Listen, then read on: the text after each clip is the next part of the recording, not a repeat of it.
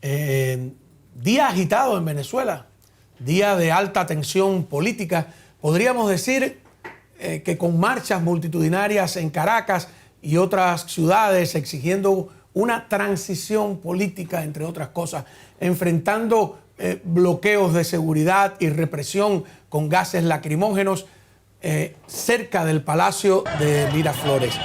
Esta marcha la convocaron gremios sindicales y ciudadanos que pues quisieron expresarse en varias ciudades de Venezuela exigiendo mejoras de salario, pensiones dignas, ¿no? Son reivindicaciones de carácter laboral y de carácter social, pero también, y yo quiero recalcar esto, están exigiendo una transición política. Los antimotines impidieron el paso al Palacio Presidencial de Miraflores. Repito, usaron gases lacrimógenos, golpearon a varios manifestantes, porque lo que hicieron los chavistas es convocar a una contramarcha. Eso es muy del estilo de ellos y además muy malintencionada, respaldada por Delcy Rodríguez, la buena de Delcy Rodríguez. Tendrán que reconocer que en este programa dijimos desde el primer día que el propósito de controlar la reacción del pueblo en nombre de la estabilidad ilegítima no se podría sostener por mucho tiempo. El pueblo venezolano se da cuenta de que estos comunistas no son buenas personas, y mucho menos buenos políticos, y mucho menos buenos para una transición real. Desaprovechar, lo dijimos también en el momento, aunque tuviéramos críticas, desaprovechar el impacto que tuvo la extracción de Maduro, a mi modo de ver, fue un error de cálculo. Y no va a evitar lo inevitable, que la lucha estalle. Por eso, por encima de cualquier simpatía con Marco Rubio o de aprobación a las acciones de Trump, insisto en que nos toca, en este caso ahora voy a hablar de que lo que nos toca a los cubanos, advertir que sí somos capaces de autogobernarnos y que la dictadura cubana no es un reflejo de nuestra manera de ser, sino, porque alguna gente dice eso, ¿no? Pero no lo es. En realidad es una lamentable anomalía en la historia del país. Aclarar 1000 veces que no queremos una Delcy Rodríguez para nuestro país y explicar claramente y hasta el cansancio por qué antes de hacerlo, a ver, quiero hacer esta aclaración porque advierto perfectamente que una intervención norteamericana de cualquier tipo hay que agradecerla, pero no para hacer un pacto con la dictadura y garantizarles alguna forma de permanencia en el poder a cambio de lo que sea. Reconozco que los exiliados y los opositores no tenemos las cartas, como dice Trump, para estar haciendo exigencias, pero tampoco con cartas o sin ellas nos pueden impedir que digamos en alta voz lo que pensamos. Al final se trata de esto, ¿verdad? ¿No? Este tema también reconozco que tiene muchas aristas y que resulta imposible abordarlas todas en breves minutos. Así que en la presentación esta, en la introducción, me voy a concentrar en esa idea equivocada de que los cubanos somos incapaces de autogobernarnos civilizadamente. Esa es una idea exagerada por los comunistas precisamente para justificar su dictadura. El proceso de denostación de la república, llamándola pseudo-república, de desprestigiar a todas las figuras públicas anteriores como si todos fueran corruptos y a todas las instituciones como si ninguna hubiese funcionado, ha sido una estrategia consciente de los comunistas. La verdad es que la república, con todo y sus defectos, funcionó. Y si se vino abajo fue por algo que pasó en muchos lugares. El auge de las ideologías extremas como el comunismo, el fascismo y el nazismo, todas totalitarias. Pero cuando uno hace un simple ejercicio de política comparada, descubre cuánto nos han engañado. A ver, voy a poner algún ejemplo. Es verdad que en 1906 en Cuba tuvimos la guerrita de agosto entre liberales y conservadores, pero en ese mismo año, en la civilizada Europa, Francia y Alemania estaban a punto de irse a la guerra por un hecho tan pueril como la exportación de carne de cerdo. De hecho, en los libros de historia se le conoce como la guerra de los cerdos. Y en los Balcanes estaba el asesinato político a la orden del día y los atentados de los anarquistas igual. Es cierto, otro ejemplo, que en 1912 en Cuba tuvimos la llamada guerrita de los negros y todo el conflicto con el Partido Independiente de Color, pero en los Estados Unidos había más que racismo que en Cuba. Ese año se produjo en Georgia, bajo las leyes de segregación de Jim Crow, la expulsión forzosa de más de 1000 residentes negros del condado de Forsyth, allí en Georgia. Eso fue en septiembre de 1912, con linchamientos, acusaciones, falsas acusaciones de agresión a mujeres blancas. Había aquí un verdadero terror racial en distintos lugares. Las leyes no protegían a los negros, mientras que en Cuba había racismo, pero al menos las leyes pretendían ser para todos. De hecho, el tema con el partido de color era evitar que hubiese un partido de color y después un partido blanco, etc. Hay una pretensión de igualarnos a todos ante la ley, a diferencia de los Estados Unidos. Estoy haciendo política comparada.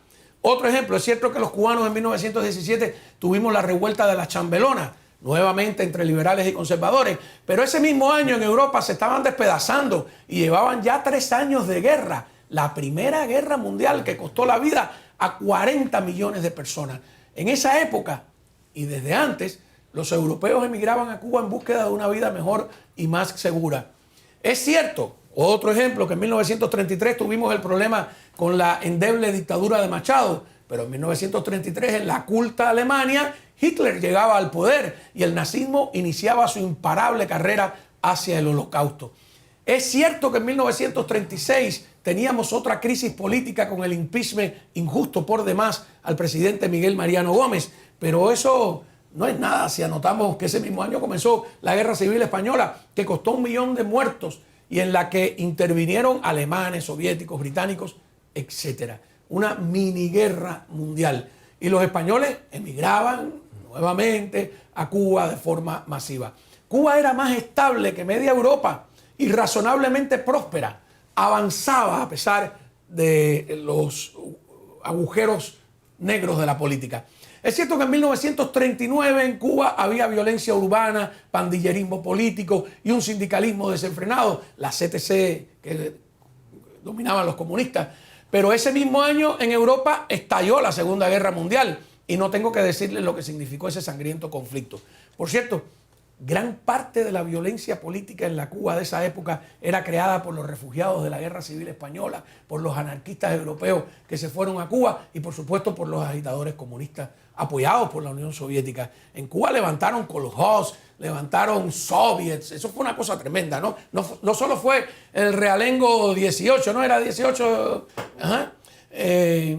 podríamos poner un montón de ejemplos más, pero no los quiero agobiar. Observen que solo he puesto ejemplos europeos, ni decir si comparamos con otras partes del mundo. O sea, que esa idea de que somos permanentemente levantiscos, ingobernables o irresponsables, esa idea de que necesitamos una mano dura que nos mantenga a raya y de que es imposible la convivencia sin dictadura, esa es una idea falsa propagada por el castrismo intencionalmente. Lo mismo que esa falsa fotografía repetida tantas veces de que La Habana era el casino o el prostíbulo de los mafiosos norteamericanos. En esos años 60, La Habana era, o los 50, vamos a decir, era el paraíso comparada con Chicago, los años 50, disculpe, es lo que estoy hablando, ¿no? Era el paraíso comparada con Chicago o con los capos neoyorquinos. En fin, no nos achiquemos, no permitamos que se nos siga destruyendo la autoestima nacional. Los cubanos somos y hemos sido capaces de gobernarnos y de prosperar en medio de muchos conflictos. La dictadura castrista pudo establecer un régimen comunista y totalitario en la isla porque nos mató la autoestima. Nos hizo creer que todo nuestro pasado era nefasto. Pero si ahora llegáramos a tener la oportunidad de un cambio, una nueva oportunidad, tenemos que reclamar nuestro derecho y nuestra capacidad de autogobernarnos. Ningún comunista o comunista reciclado lo podrá hacer mejor que el más desconocido de los líderes de la oposición o que mejor que el ciudadano común que hoy protesta por la falta de electricidad, porque ningún comunista ha sido mejor que el peor de los presidentes anteriores, quienes con todos sus defectos fueron más eficientes, más humanitarios y hasta más honrados que los que vinieron después. Cualquier década de la República fue mejor que cualquier década del castrismo, ¿no? Digamos, como Marcel Proust en la frase, donde todos los quinquenios de esta revolución han sido más que grises. Los líderes de la Cuba de pasado mañana o de mañana mismo, si se nos da la oportunidad, están en este mismo instante en las calles de Cuba, en las colas, en las cárceles, en el exilio, y cualquiera de ellos es mejor que el Cangrejo, el Tuerto o el Sandro. Ni hablar de Díaz-Canel, los de Gaesa o los de la FARC. Pensemos no en un nuevo líder para Cuba, sino en nuevas leyes, en nuevas formas de convivencia y en nuevas garantías de libertad. Son las instituciones y no solo los hombres los que hay que cambiar. Y por supuesto tenemos que cambiar esa mentalidad derrotista que igual nos han sembrado. Porque de poder podemos, claro que podemos. Bienvenidos a este debate. Nos acompaña el ingeniero Eliezer Ávila, empresario e influencer y uno de los talentos jóvenes, sin duda, con los que cuenta, espero, el futuro de Cuba. Bienvenido. Oye, gracias. Un gusto verte siempre. Cómo no. Disculpa, estoy un poco un tono discursero, ¿no? Pero, no. ¿sabes qué? Las protestas de hoy en Venezuela porque al fin de cuentas, esa idea, la diga Trump, la diga quien la diga, de que el pueblo venezolano necesita de esos comunistas para estar en paz, a mí me parece un error, punto. No, un error de análisis, un error de cálculo, no sé. Aunque estemos mejor que antes del 3 de enero. A mí me parece que es un gran error cambiar dictadores enemigos por dictadores amigos. A fin de cuentas, a efectos del pueblo van a seguir siendo dictadores. Y no importa si halagas a Trump o el anterior me criticaba, el de ahora me halaga. Con el anterior nos llevamos mal, con el de ahora nos llevamos muy bien. Yo también veo grandes peligros en ese tema. Y tengo que decir que con el caso específico de Trump, como tiene una retórica que no encaja con ningún molde lógico, entonces lo que ha pasado es que al no poder hacer que él mejore su retórica, nosotros hemos ampliado nuestra infinita comprensión. Entonces lo que hacemos es adaptarnos nosotros y decir, no, pero no hagas caso de lo que dice. Y a mí eso me parece muy grave, porque no hacer caso de lo que dice el presidente de los Estados Unidos es un problema. Además, presidente que dice y hace también. Sí, pero también el punto está en que hoy, por ejemplo, la señorita, la vocera de la Casa Blanca decía, no, lo que quisimos decir es con Cuba Next es que creemos que un día se va a caer, porque están muy débiles. No es que los Estados Unidos va a hacer nada. Y claro, está el súper entusiasta que te dice, no, pero no hagas caso de eso, porque ellos lo que pasa es que en realidad no van a decir lo que van a hacer. Mira, es muy serio cuando habla el vocero del gobierno de los Estados Unidos, es muy serio cuando habla el presidente de los Estados Unidos, y lo que sería genial es que digan lo que es, en realidad, y que digan, sí, nosotros queremos y deseamos un cambio de régimen, tenemos una dictadura enemiga, 90 millas, que nos ha hecho mucho daño, las pruebas sobran, y para Estados Unidos sería grandioso que eso ocurra. ¿Cuál es el problema con eso?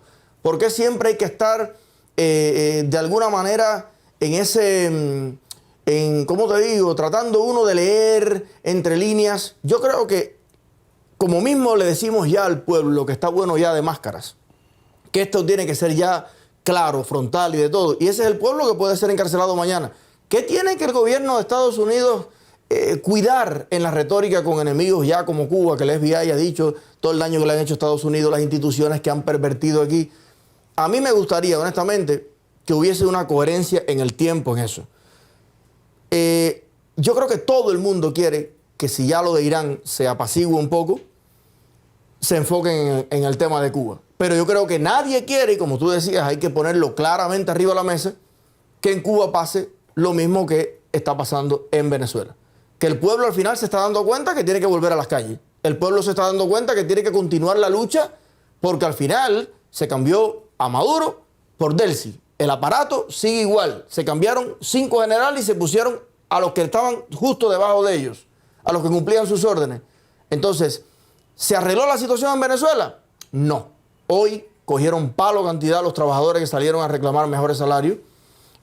Básicamente la estructura de gobierno sigue igual. No se han proclamado unas nuevas elecciones. Y lo que a mí me parece que tenemos que aprender de lo de Venezuela es que cualquier cosa que haga los Estados Unidos tiene que ir paralela a lo que vaya haciendo el pueblo cubano. El pueblo cubano no puede ser grada de su propia realidad. Es un error sentarse a esperar a ver qué va a hacer el gobierno de los Estados Unidos, que en última instancia, hoy decía yo en mi directa que me iba a poner 2 camisas, una camisa de cubano y la camisa de americano. en la camisa de un americano, que muchos de ellos no saben dónde queda Cuba, abrir otro conflicto ahora en el Caribe, después del desgaste con Irán y todo, lo van a tomar como algo negativo. Aparte de toda la propaganda de la izquierda aquí adentro. ¿Por qué? Porque la gasolina está altísima, porque hay un millón de asuntos que el americano yo creo que cree que Trump en este minuto debe enfocarse más en la economía de los Estados Unidos, en mejorar la realidad interna, que en seguir de liberador por el mundo. Eso lo puede pensar cualquier americano de Ohio. Bueno, se lo dijo J.D. Vance, exacto, su vicepresidente. Ahora, si me quito esa camisa y me pongo la de cubano, yo digo, oye, yo te pago $1 más de gasolina, yo te pago el huevo medio peso más caro, coño, pero termíname el trabajito con el tema de Cuba. Porque con lo que se ha hecho en Irán, el 1% de la fuerza que se ha aplicado en Irán terminaría con el régimen de Cuba. Yo diría que menos del 1%. Porque Irán es una potencia petrolera, es un país grandísimo, es un país rico en recursos naturales y es un país que tenía decenas de miles de misiles intercontinentales, balísticos, de todo. ¿Qué tiene Cuba? Cuba está lejísima de sus principales aliados, Rusia, una bicicleta etc. atómica. Sí, lo que tienen es dos panes duros para tirárselo arriba a los helicópteros. Cuba es más cerca, Cuba es más fácil. Cuba está más en el pico de Laura que cualquier otro país. Y hay una curiosidad también de por qué siempre se es más decisivo en escenarios más complejos y más lejanos como Irán, y se es más dubitativo y se es más... como que nunca pasa nada realmente con el tema de Cuba. Yo creo que si no pasa en estos 4 años, no sé cuándo va a pasar. Porque que Dios no lo quiera, pero podemos perder ahora la Cámara y el Senado. Eso le restaría mucha fuerza a Trump a la hora de cualquier cuestión militar. Podemos perder las elecciones las que vienen presidenciales incluso. De poder podemos. Y quedarían en un balde de cubo de agua fría todas nuestras esperanzas. Entonces, yo creo que tenemos que respaldar a Trump y a Marco Rubio en esa visión que yo creo que todavía tienen de promover un cambio en Cuba, pero no podemos respaldarlo esperando. Tenemos que respaldarlo haciendo. Si el pueblo de Venezuela hubiera estado en las calles, como estuvo masivamente en otras etapas de la historia, cuando estaba pasando lo de sacar a Maduro y lo de Delcy y todo, eso hubiera sido una presión tremenda para el Departamento de Estado.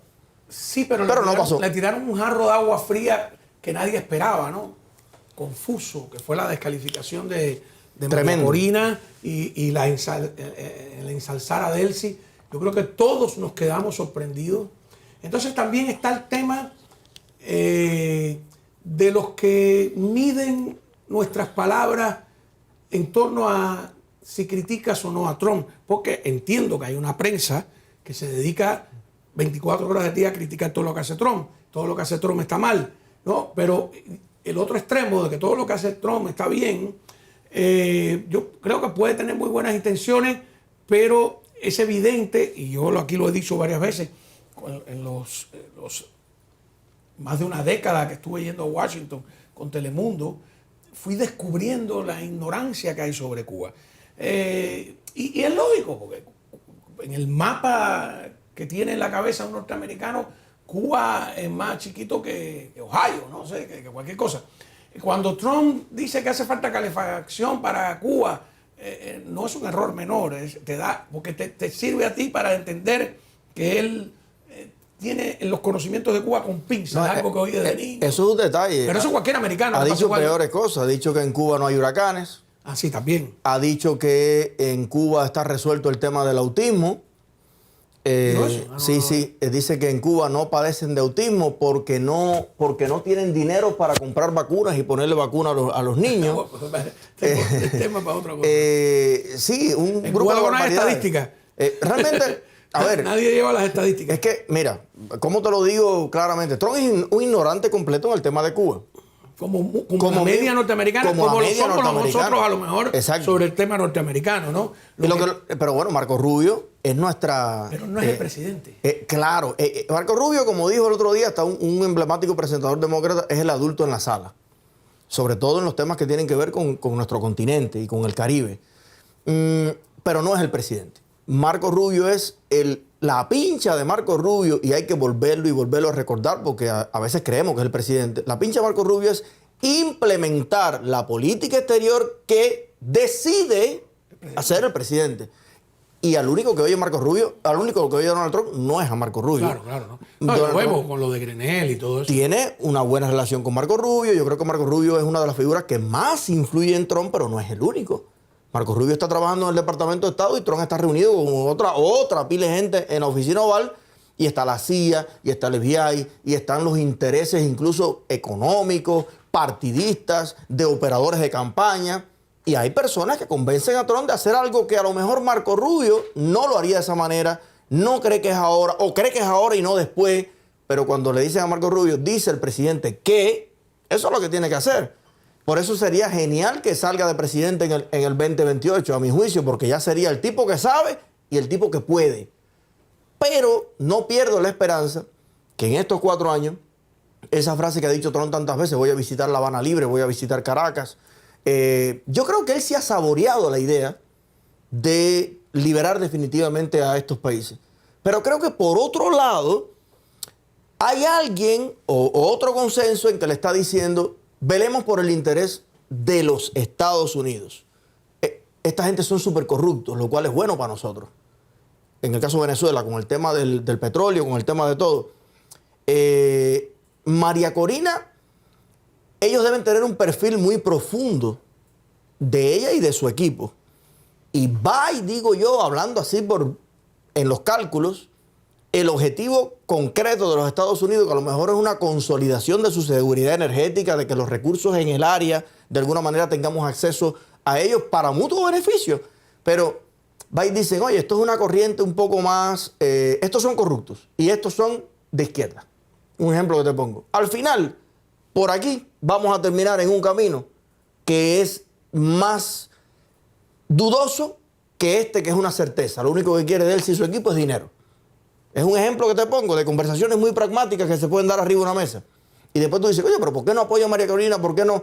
Porque la aspiración de libertad de nuestro pueblo, de Cuba o de Venezuela, no es lo que está en la mesa de la Casa Blanca necesariamente. Y a veces eso es jodido, es doloroso, pero puede ser la realidad. Tú ves las series estas series que han hecho de la Casa Blanca, la diplomática, el esto, el otro, y de verdad que es sucio, man.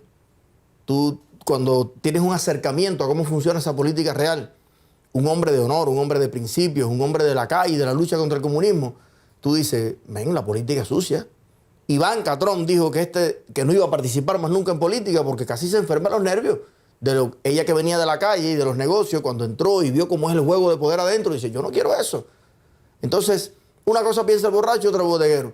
Ahora, la pregunta es, ¿tenemos que sentarnos a esperar los 11 millones de cubanos en Cuba, o los 10, y los 4 millones que estamos en el exilio? Lo único que nos queda es ver qué va a hacer Trump. ¿O podemos tener una estrategia propia de todo lo que se puede hacer aquí con todo lo que se puede hacer en Cuba? Y como dice, que Dios nos ayude y que Trump nos ayude. Que nos dé el empujoncito final, que haga la operación militar clave. Pero si tú le dejas todo, después hay que decir, como lo hizo, bien hecho está. Digo yo. Claro que sí. Lo primero que hay que hacer entender, y por ahí venía mi introducción, es que sí hay un cuerpo de quizás disgregado, etcétera, de personas súper talentosas en las áreas de especialistas en constitución, economistas, arquitectos. El exilio lleva 67 años haciendo planes de reconstrucción de Cuba. Algunos muy tontos, algunos muy serios. Y yo he tenido acceso a muchos de esos planes de acceso. ¿Cuál es la primera ley que debería al día siguiente regir para poder quitar todas las leyes castristas? ¿Cómo se hace un gobierno de transición? ¿Cómo se convoca unas elecciones? ¿Cómo se convoca, si es necesario o no, a una constituyente? Todas esas discusiones se han llevado aquí a lo largo de muchos años, y hay mucha gente preparada, gente joven que se ha dedicado a estudiar. Por ejemplo, yo por mi propia cuenta y por razones de mi vida, dediqué años a tratar de saber, pero con lujo de detalle, por qué un país funciona y otro no. Esa cosa tan simple, ¿no? ¿Por qué un sistema funciona y otro no? Y luego, como viví toda la transición de los países comunistas, y tenía la amistad de gente muy importante, de Carlos Alberto Montaner, que nos acercó a Aznar, a muchos políticos europeos, y celebrábamos en Madrid y en otras capitales seminarios con los ministros de la transición en Checoslovaquia, en Polonia, en Hungría, ministros de Economía, que te decían anécdotas y cuentos y qué leyes funcionaron, qué leyes no funcionaron. O sea, sí hay, no somos un grupo de locos y dementes, y yo no tengo ninguna aspiración política. Yo creo que en mi rol de periodista informo, pero sí creo que vale la pena poner los puntos sobre las sillas, ¿no? Y decir, hacerle llegar a nuestros congresistas, a nuestro secretario de Estado, que habla nuestro idioma, que ojo, no es esa idea de no hay nadie que tenga apoyo, ¿no? Porque eso se podría decir de cualquier dictadura. O sea, la oposición de cualquier dictadura no tiene el apoyo hasta el día después, porque el ejército está con los otros, ¿no? Y luego, entonces, yo creo que sí, que hay mucho talento. Pero mira, hay un segundito, si me permites. Sí, no, claro. Con ese tema del apoyo. Vaya, permíteme yo correr el riesgo y que me funen, como dicen allá en Chile, y ser completamente inmodesto en esto. Vamos a hablar del tema de apoyo. Ven, yo conozco una pila de gente que donde quiera que haya un cubano libre, tú te apareces y los movilizas a todo el mundo. Rosa María Payá, Alexander Otaola, yo mismo he ido y dicho, estoy en Alemania almorzando en tal lugar. Y todo el cubano libre que está en Alemania ha trancado la calle ahí y hemos llenado ese lugar de cubanos. Dime que eso no es un acto de campaña. Claro. Yo voy ahora mismo, vamos con Willy Chirino a Las Vegas para un concierto el Día de las Madres y vamos a hacer una manifestación el día antes. Pregunta cuántas cientos de personas ya están. Entonces, decimos en Miami, vamos a hacer una caravana y trancamos la ciudad. ¿Qué es eso? Dime si eso no es apoyo, dime si eso no es política. ¿Por qué te parece que si todos los cubanos libres e informados del mundo nos apoyan, si los tuneros estuvieran informados, si escucharan nuestro programa, si escucharan nuestro mensaje, no pasaría exactamente lo mismo en un acto de campaña en Holguín, en Las Tunas, en Camagüey? Yo recibo miles de mensajes dentro de Cuba, de cubanos, que los únicos megas que pueden conseguir es para ver mi programa igual que ven el tuyo. Entonces, la pregunta es, ¿de verdad no existe gente que tiene apoyo? Déjame hacer una campaña en Cuba una semana para que tú veas. Déjame explicarle mi proyecto político. Y estoy hablando en personal, pero te puedo estar hablando a nombre de José Daniel Ferrer, te puedo estar hablando en nombre de Oscar Elías Vicé, de Dagoberto Valdés, de Joanny Sánchez, de muchísima gente estructurada, con ideas, con conducta. Porque lo único que hemos hecho es trabajar toda la vida y alzar nuestra voz. O sea, material humano. Te pregunto, ¿quién dirige a Hialeah? Un joven cubano que se llama Brian Calvo. ¿Tú has visto el cambio que está dando Hialeah en unas semanas? Brian Calvo trepado en un camión arreglando postes de la luz, con la gente tapando los huecos de las calles, problemas que llevaban décadas, devolviéndole taxes a los más ancianos y vulnerables de la ciudad. Hialeah está mejorando, men. ¿Y qué es Hialeah sino Camagüey?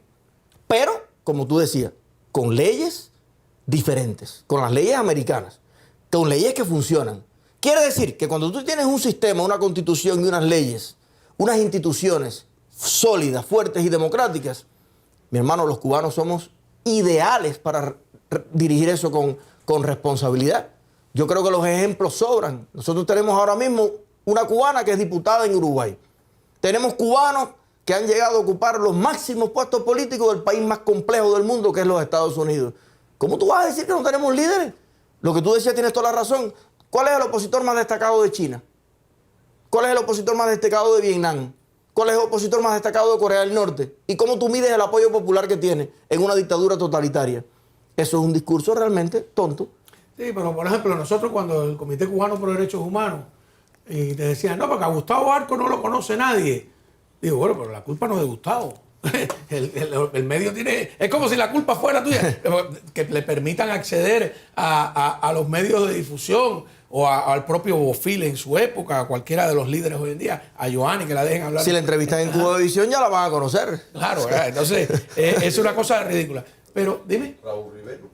Ah, el que dice, ¿tienes una frase de Raúl? No, que Raúl decía, denme Ah, que 5 minutos en la Radio Nacional y yo debo de publicar en el extranjero. Ah, claro, claro. ¿Qué tipo Raúl Rivero, no? Hay muchos cuentos, ¿no? Pero un escritor genial.